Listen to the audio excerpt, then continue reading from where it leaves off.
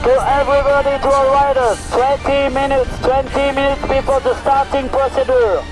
First possible start, 11:45. Good luck, everybody.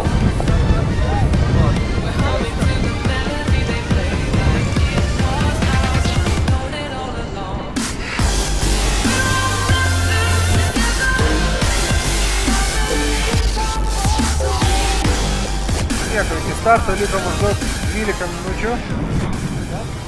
Pasak organizatorių 250 kaitų yra ir tuoj pradės starto procedūrą. Tiksliau jau jinai yra pradėta, raudona vėliava pakelta. Kaitai prisiparkavę prie starto linijos ir jų yra iš tikrųjų daug. Ir jie visi, reiškia, uždengia vėją švarų. Ir reiškia, starto procedūra yra pavojinga to, kad gali susipinti aitvarai. Ir jeigu susipins kažkas į priekį, tai gali nunešti labai daug aitvarų.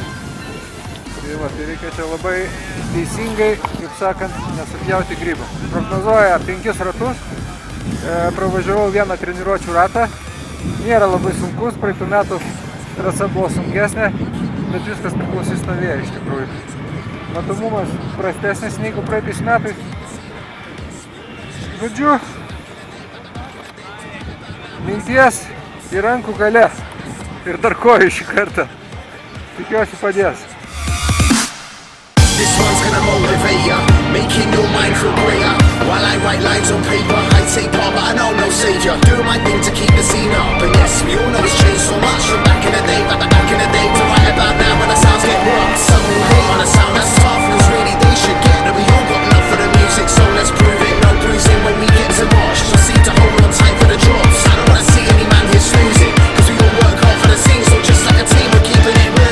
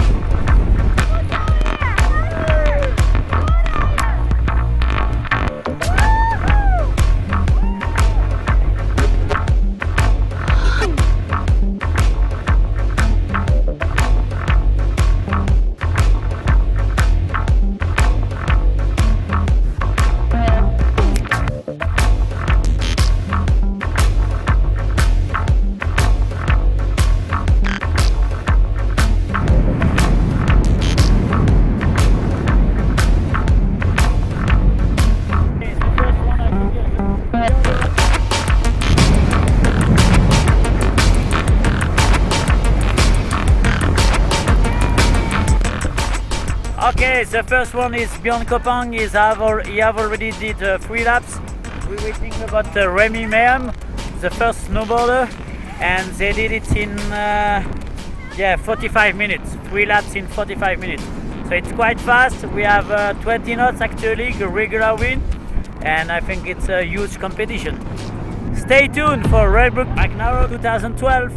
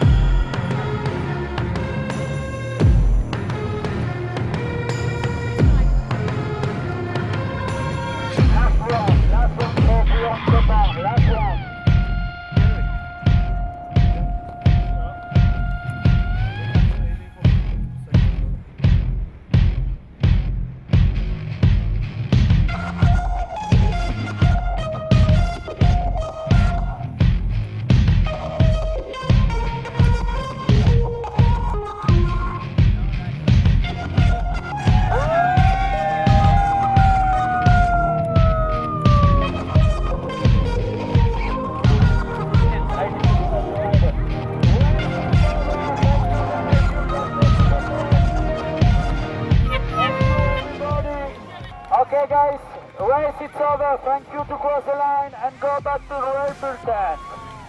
Race it's over. Thank you guys.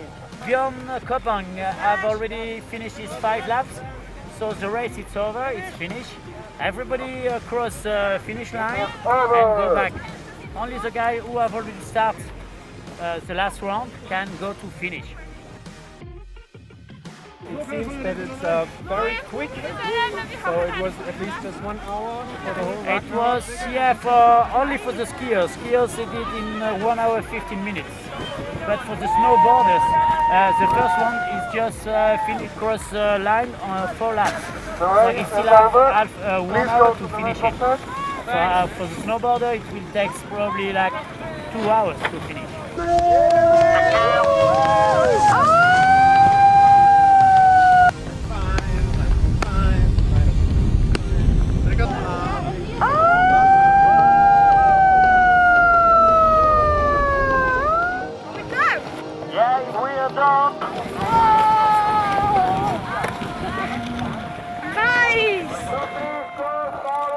Don't stay here.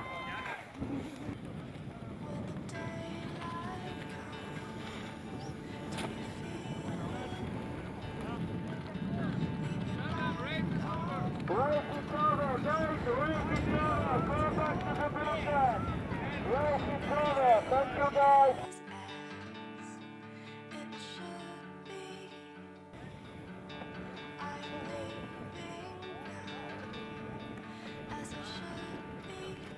It's over. Thank you guys. Race it's over. Go back to the blue tent. Don't forget to cross the finish line. Don't forget to cross the finish line.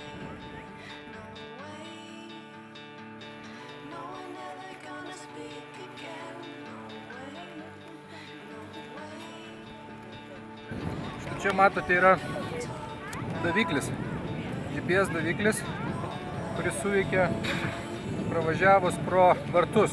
Tai yra Red Bullio ženklas, maždaug už 5 metrų stovi Red Bullio kojinė, o po apačia eina laidas. Ir šitas daiktas turi būti prisegtas kažkur prie bato labai žemai, kad užsifiksuotų laide, kad šitas daviklis pravažiavo. Ir dabar po varžybų jos skubiai reikia priduoti mergaitę, einam pas ją pakalbėti. And you give me money, 35. When, what is supposed to do that thing? It takes some time. So you are going through the gate, there is a cable, Every gate is a cable. and then you check in the cable or it's checked here? No, in the cable. In the cable. Every number. Okay. Yeah. Okay, thank you. Could you? What number? Mergaitė susirinkinėja, kaip matote, telefono numerius, su kuriais vakare jinai eis gert Red Bullio. Energijos.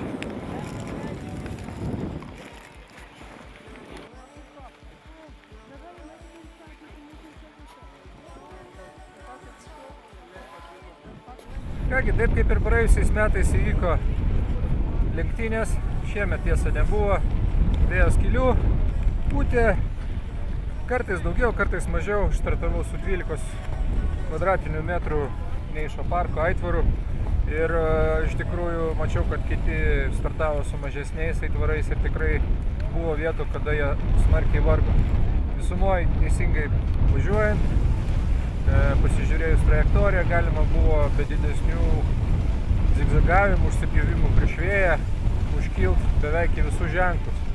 Tai labai padėjo, reiškia, tas momentas, kad spėjau vieną ratą apvažiuoti prieš startą ir, reiškia, pasižiūrėti, kur yra ženklai. Ir jau lenktynių metu pavyko išvengti tokių esminių didelių klaidų, reiškia, kad pjautis reikėtų arba neįvažiuoti, nes buvo keli kalnai labai status. Ir jeigu ten prarandi, reiškia, aukštį vėją, po to labai sunku yra įsipjauti ant stataus kalno. Visumoj man pačiam nelabai pavyko startas, nes labai daug aitvarų startavo ir labai daug suslydėm šiemet. Man atrodo, daugiau negu praėjusiais metais. Ir vis tiek vyrukai suslydėm išvysto didesnį greitį, jie stovi stabiliau, jiem yra patogiau stovėti. Ir jie, reiškia, užtvėrė visą, reiškia, švarų vėją ir labai buvo sunku įlysti pirmą ženklą, nes visi tie 250 aitvarų įlindo į pirmą ženklą. Pirmas ženklas nebuvo labai toli, gal, nežinau, pilno kilometro net nebus. Ir ten buvo tokių porą košių, mačiau porą nukirstų aitvarų, bet daugiau mažiau lenktynės vyko švariai ir didelių kažkokių tragedijų nebuvo. Po pirmo ženklo ėjo toks pusvėjis į antrą ženklą, po antro ženklo, reiškia, toks į vėją kilimas.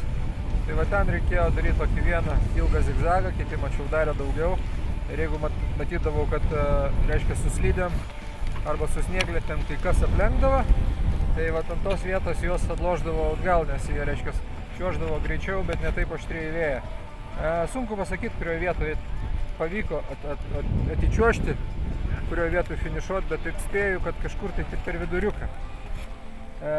Organizacinė prasme lenktynės šiemet yra geresnės, vėjo galėjo galbūt biškį ir daugiau, bet yra kaip yra.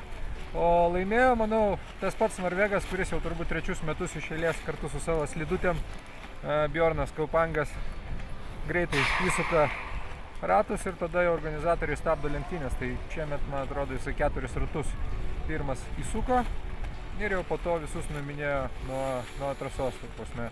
Tai nebuvo tokių, kad ten kažkur tai liktų trasoje. Ir žodžiu, laukiam rezultatų.